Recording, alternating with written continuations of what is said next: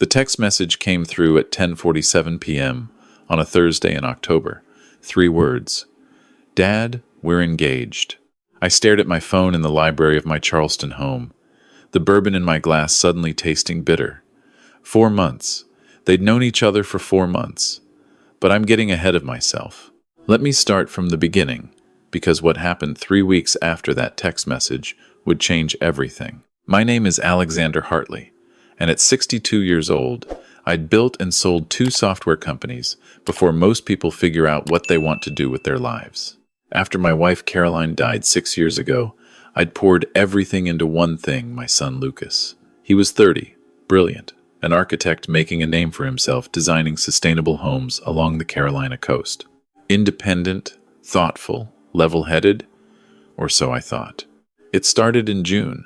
Lucas had joined a wellness center in downtown Charleston, one of those expensive places with infrared saunas and cold plunge pools and people who drink celery juice like it's going to solve all their problems. He'd been stressed with a big commercial project, and his doctor suggested he needed to manage it better. That's where he met Sienna Vale. The first time Lucas mentioned her, it was casual. Met someone interesting at the wellness center. She teaches meditation and yoga. Really insightful, Dad. She's helping me with breathing techniques for stress. By the second week, it was Sienna says this, and Sienna thinks that. By week 3, he brought her to Sunday dinner at my house. I'll never forget that evening. It was early July, humid as hell, and the cicadas were screaming in the live oaks outside. Lucas pulled up in his car, and she stepped out wearing a flowing white linen dress, her dark hair in one of those perfectly messy buns, barefoot in designer sandals that probably cost more than most people's car payments. Mr. Hartley, she said, extending her hand with this serene smile. Lucas has told me so much about you. I'm honored to finally meet you. Please, call me Alexander, I said, shaking her hand. Her grip was firm but brief, and she held eye contact just a little too long. Your home is absolutely beautiful, she said, gazing up at the 1820s Greek revival mansion I'd restored over 5 years. The energy here is incredible. I can feel the history. We sat on the back veranda for drinks before dinner. Lucas was glowing in a way I hadn't seen since before his mother died. Sienna sipped her cucumber water. She'd politely declined the wine and talked about her work. I believe wellness is about alignment, she said. Mind, body, spirit, but also external circumstances. When people are out of alignment with their purpose, their bodies know it. That's where disease comes from. Interesting perspective, I said carefully. What led you to this field? Oh, it's been quite a journey. She laughed, light and musical. I studied integrative health in California, spent time at an ashram in Bali, worked with a shaman in Peru. I actually just got back from a retreat in Sedona before moving here to Charleston. The vortexes there are incredibly powerful. That must have been expensive, I said. All that travel and study. So something flickered across her face, but the serene smile returned instantly. The universe provides when you're in alignment. I've been fortunate to have had sponsors and patrons who believed in my mission. Lucas jumped in. Sienna's building something really special here, Dad. She's launching her own wellness retreat center. It's going to be revolutionary, combining ancient wisdom with modern neuroscience. That sounds ambitious, I said. Starting a business requires significant capital. I'm manifesting the right partnerships, Sienna said smoothly. The right people always appear when you're ready for them. The way she said it, looking directly at me, sent a cold finger down my spine. Over dinner, she ate only the vegetables. Explaining she was primarily plant-based, she asked questions. Lots of questions. Lucas mentioned you sold your last company 3 years ago. That must have been such a profound transition. How did you find purpose afterward? I stay busy, I said. Consulting work, investing in startups, spending time with Lucas. Do you still maintain offices? Or do you work from home? I have a home office. Most meetings are virtual these days. That must be isolating. Don't you miss the energy of a team? Her questions felt like an interview disguised as conversation. By the time they left that night, Lucas kissed my cheek and whispered, "Isn't she incredible?" "She's certainly something," I said. Over the next 2 months, Lucas fell hard, and fast. By August, she'd moved into his apartment. By September, he was talking about marriage. I know it seems fast, Dad, but when you know, you know. Isn't that what you always said about Mom? It was true. I'd known I'd marry Caroline 3 weeks after meeting her. But this felt different. I couldn't put my finger on it, but something was off. The engagement happened the first week of October. Lucas took her to Folly Beach at sunset, got down on one knee with his grandmother's ring, the one Caroline had wanted him to give to his future wife. When he showed me the photos, Sienna's smile was radiant, but her eyes were looking just past the camera, towards something else. 2 days after the engagement, Lucas called. Dad, could Sienna and I come over tonight? She wants to talk about the wedding. Get your input. They arrived at 7. Lucas was his usual self, but Sienna had a different energy, more purposeful. Less serene guru, more woman with an agenda. We sat in the formal living room, and she pulled out her phone, showing me Pinterest boards of wedding venues. We're thinking spring, she said. April or May. Something intimate but elegant. That sounds lovely, I said. Lucas and I have been talking about the budget. She glanced at him. We want to make sure it's a celebration that honors both of our families. Since Lucas's mother isn't here, she paused, putting her hand on his knee. We were hoping you might want to contribute. As father of the groom, traditionally. Of course, I said.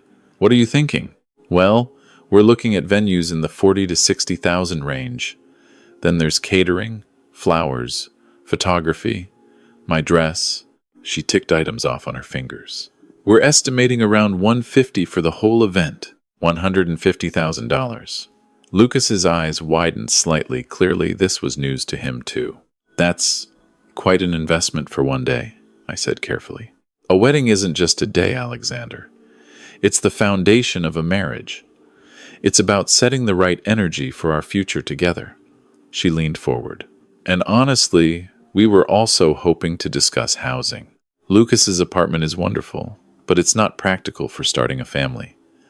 We've been looking at properties in the historic district. There's a beautiful townhouse on Trad Street, 3 bedrooms, fully renovated.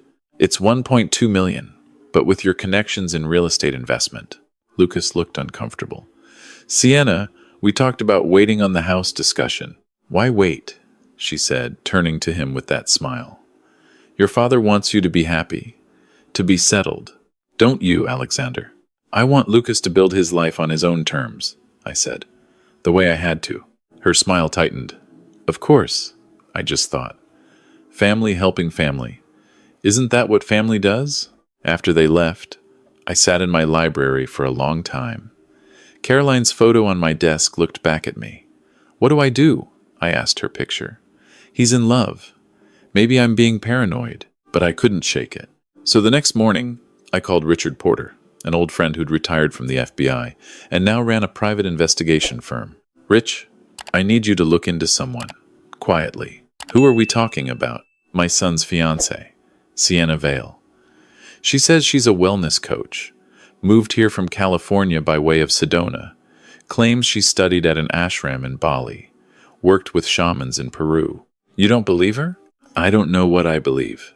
That's why I'm calling you. Give me a week. It took him 5 days. Rich came to my house on a Tuesday morning, carrying a folder.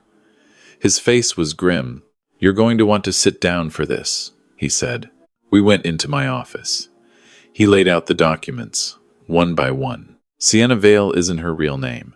She was born Shannon Vogel in Riverside, California. She's 27, like she said, but that's where the truth ends. He showed me a printout of a California court document. 6 years ago, she was engaged to a real estate developer in Orange County. 58 years old, widower. The engagement lasted 3 months before he discovered she'd been stealing from him. Cash, jewelry, forged checks. He pressed charges. She pleaded down to probation in exchange for restitution. My chest tightened. It gets worse. Rich pulled out another document. 2 years after that, she was in Phoenix using the name Sierra Vaughn, engaged to a retired orthopedic surgeon. Same pattern, moved fast. Talked about his late wife. Suggested he help her start a wellness business. He got suspicious and hired a PI. Found out she had multiple profiles on dating sites, specifically targeting wealthy widowers over 55. Jesus Christ. The surgeon got a restraining order. She moved to Sedona, changed her name again to Sienna Vale. From what I can trace, she's been in relationships with at least 4 different wealthy men in the past 6 years. All widowers or divorced, all significantly older. She typically gets engaged within 3 to 5 months. Why haven't any of them prosecuted? Most were embarrassed. A few paid her to go away. One tried to press charges, but she'd been careful, nothing provable, all gifts and loans. She never paid back. She's smart. She knows how to walk the line. What about the educational claims? The ashram, the shamans? Rich shook his head. No record of her at any integrative health programs in California. The Bali ashram she mentions on her website doesn't exist. The Peru shaman retreat? A tourist trap that charges $500 for a weekend. She's done her research on what sounds impressive to people who don't know better. He pulled out financial records. She has $43,000 in credit card debt across 7 cards. She was evicted from her last apartment in Sedona 3 months before moving here. Her wellness center website? Registered 2 weeks after she met Lucas. There is no retreat center. There's no business. There's just her looking for the next mark. I felt sick. Does Lucas have any idea? I doubt it.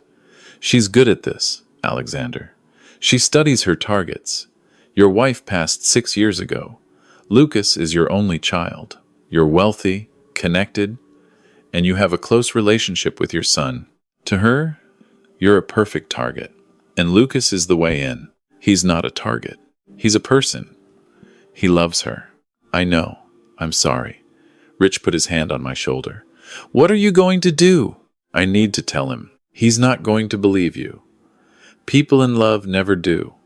She'll spin it as you being controlling, trying to keep him from happiness. Then what do I do? Just let her marry my son? Rich was quiet for a moment. You wait. You watch.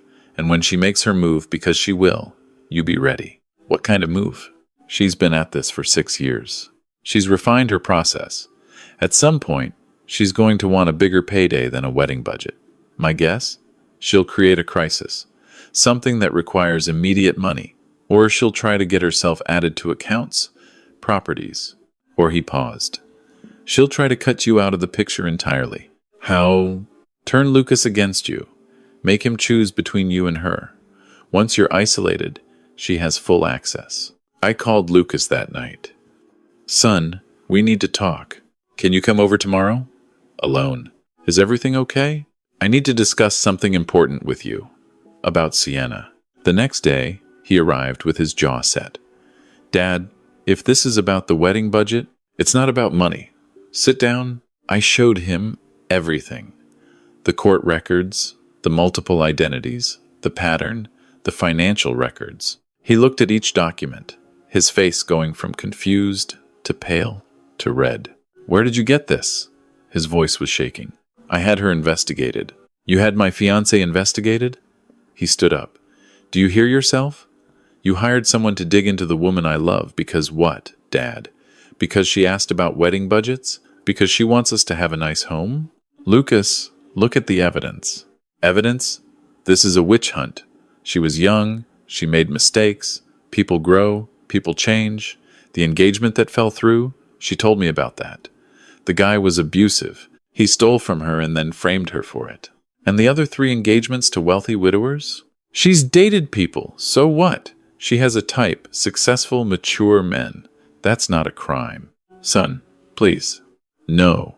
He grabbed the folder and threw it on my desk. I thought you'd be happy for me.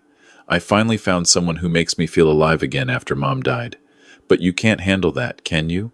You can't handle me not needing you anymore. This isn't about that, isn't it? You've been alone for 6 years, Dad. Maybe you're jealous. Maybe you don't want me to have what you and Mom had. The words hit like a punch. Lucas, Sienna said you might do this. She said sometimes parents of adult children sabotage their happiness because they're afraid of being left alone.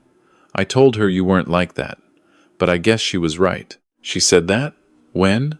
After we left here last week, she could feel your hostility. She said she understood that you'd lost your wife and I was all you had left, and it was natural you'd feel threatened.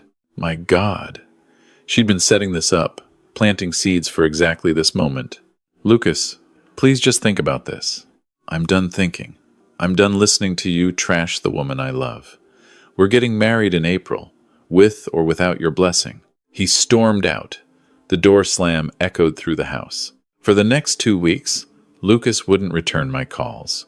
His text messages were curt. I need space, Dad. I respected that, but I kept Rich's investigation active. Watch her, follow her, document everything. 3 weeks after our fight, Lucas finally called. His voice sounded strained. Dad, can we meet? I need to talk to you. Of course. When? Now? Can I come over? He arrived 30 minutes later, alone. He looked terrible, exhausted, stressed. I owe you an apology, he said, not for defending Sienna, but for how I spoke to you. You were worried about me, and I threw it in your face. Lucas, let me finish. I've been thinking about what you showed me, about the investigation, and I've been watching, paying attention. To what? Little things. Inconsistencies.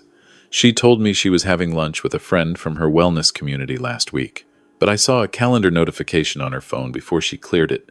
Meeting with Patterson Properties, 2 p.m. I looked them up.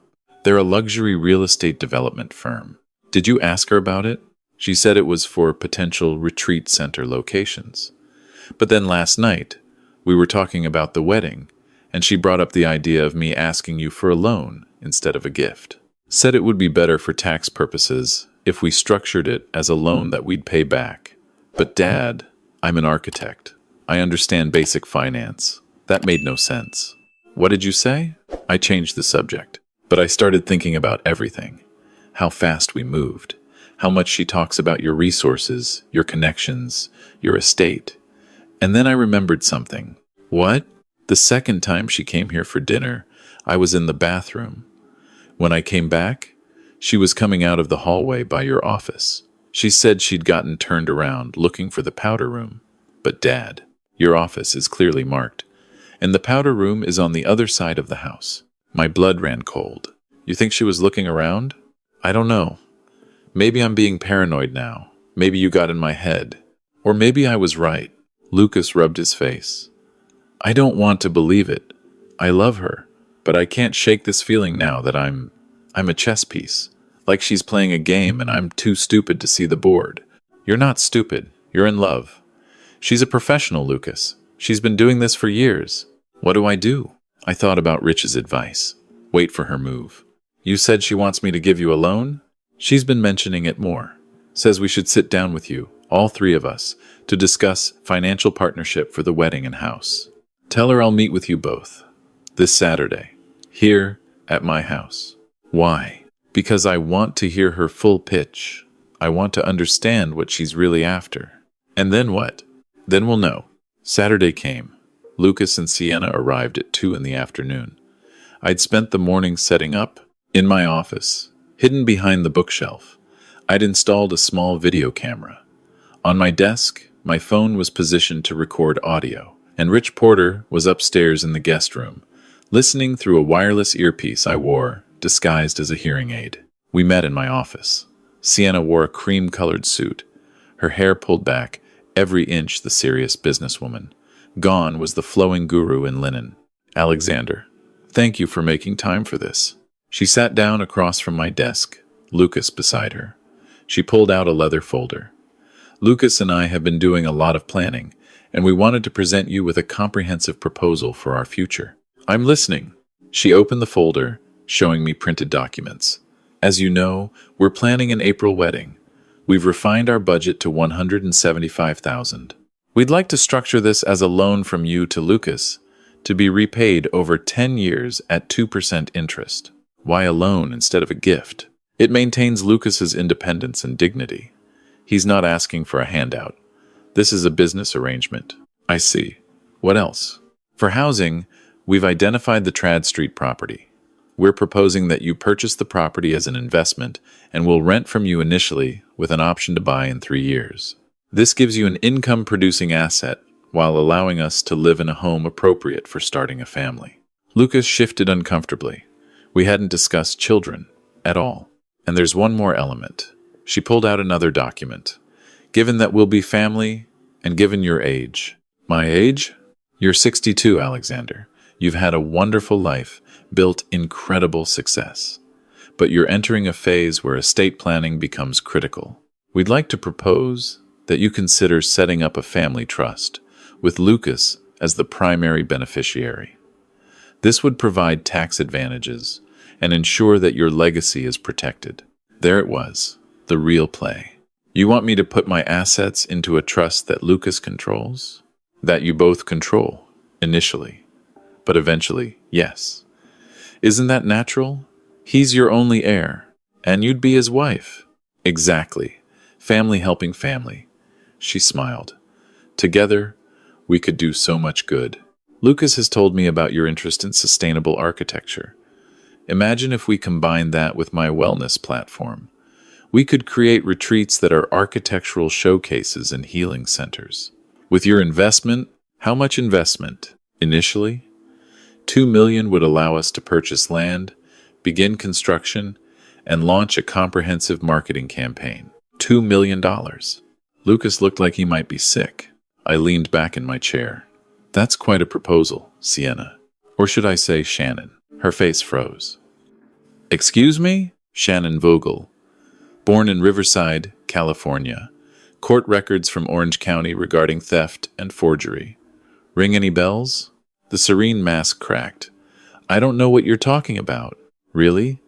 Because I have documentation of 6 years of engagement rings, wealthy widowers, restraining orders, and evictions from Riverside to Phoenix to Sedona to here. I have financial records showing $43,000 in debt and no actual business. I have proof that every single thing you've told my son about your background is a lie. She stood up. Lucas, I told you he'd try something like this. Sit down, Sienna. My voice was cold. We're not done. I don't have to listen to this. Yes, you do.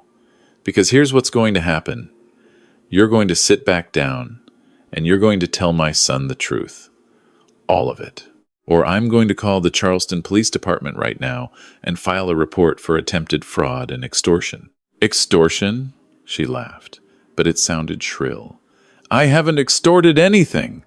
You've systematically manipulated your way into my son's life, isolated him from me, and created a scenario where you're asking for $2 million under the pretense of business investment. That's fraud. And the moment you threatened his inheritance by suggesting I'm too old to manage my own affairs, that's financial abuse. Lucas stood up. Is this true? Any of it? Sienna turned to him, tears suddenly streaming down her face.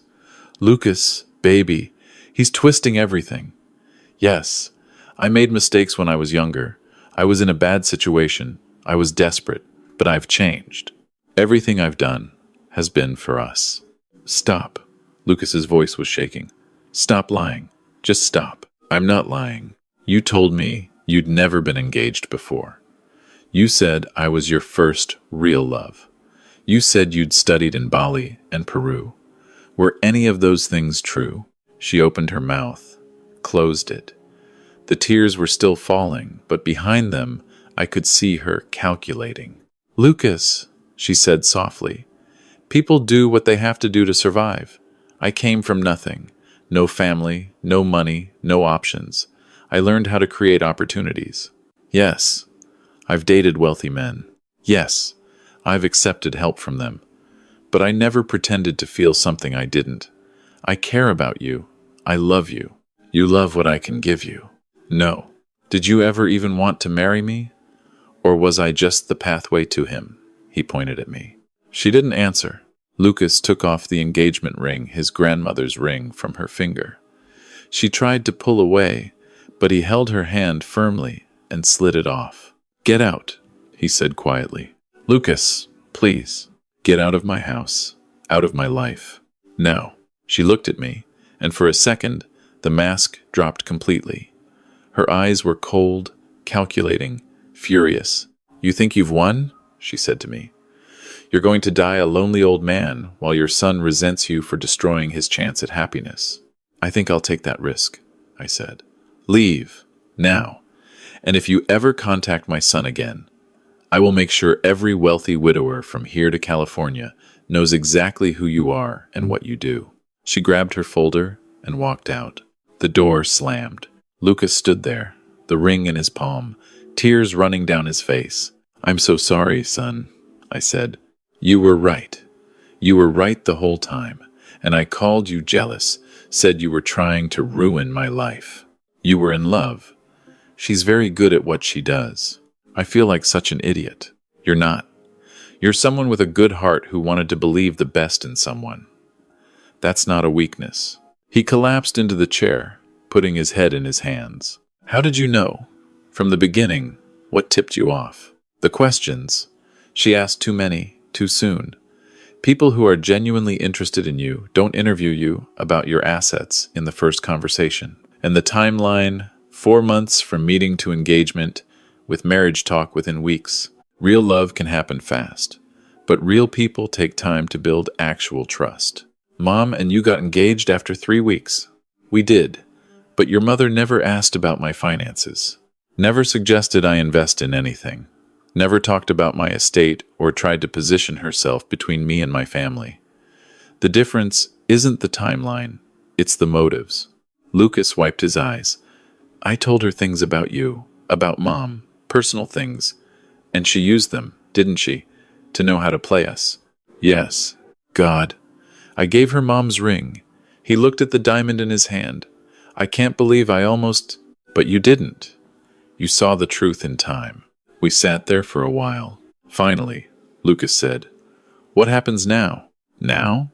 We file a police report, just to have it on record in case she tries this with someone else here. We make sure she's left Charleston. And then we heal.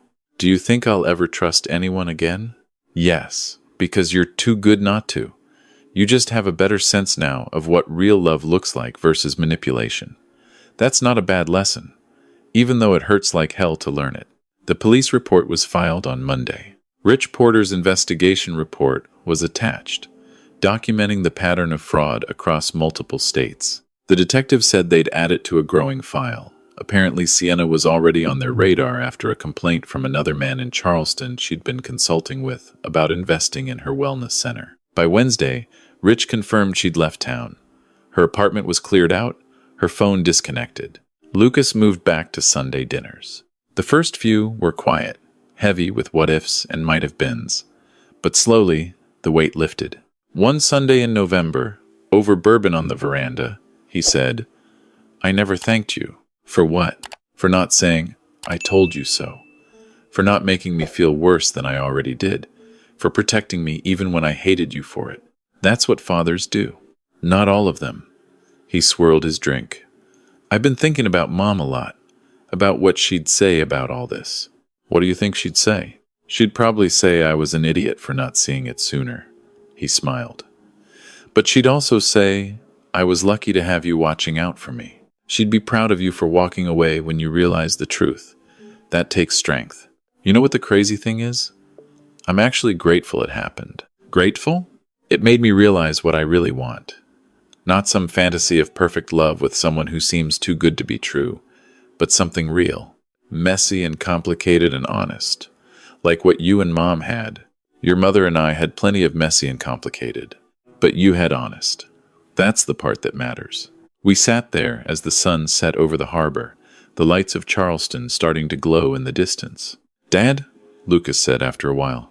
Yeah? The next girl I bring home for dinner? Ask all the questions. Investigate if you need to. I'll trust your instincts. How about we both trust our instincts? Together. Deal? 3 months later, I was in my study when Lucas called. Dad, remember how you said I'd trust someone again? I do. I met someone. She's an environmental engineer, works on coastal restoration projects. She's funny and smart and completely unimpressed by anything except whether I recycle properly. She sounds promising. The thing is, we've been seeing each other for 6 weeks, and I just realized I don't know her last name. We've been so busy talking about work projects and arguing about the best restaurants in town that I forgot to ask basic biographical information. Is that weird?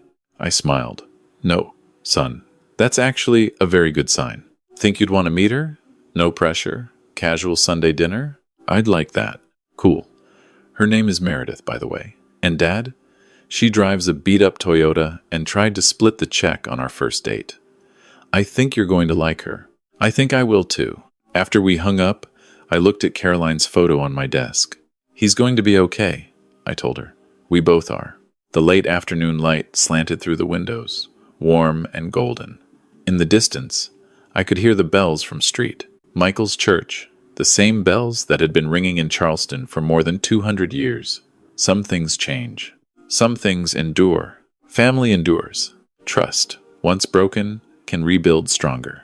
And sometimes, the hardest thing a father can do is tell his son a truth he doesn't want to hear and then wait for him to realize it for himself. That Sunday, Meredith came to dinner. She wore jeans and a t-shirt from a 5K beach cleanup, argued with me about sustainable building materials, and didn't ask a single question about my finances. When she left, Lucas walked her to her car, and I watched through the window as they laughed about something. Easy and comfortable. What do you think, Mom? I asked Caroline's photo. If she could have answered, I think she would have said what she always said. Trust your gut, Alexander, and trust our son. We raised him right. I did trust him. And this time, my gut was quiet. Sometimes, the best revenge isn't what you do to the people who try to harm your family. It's making sure your family comes out stronger on the other side.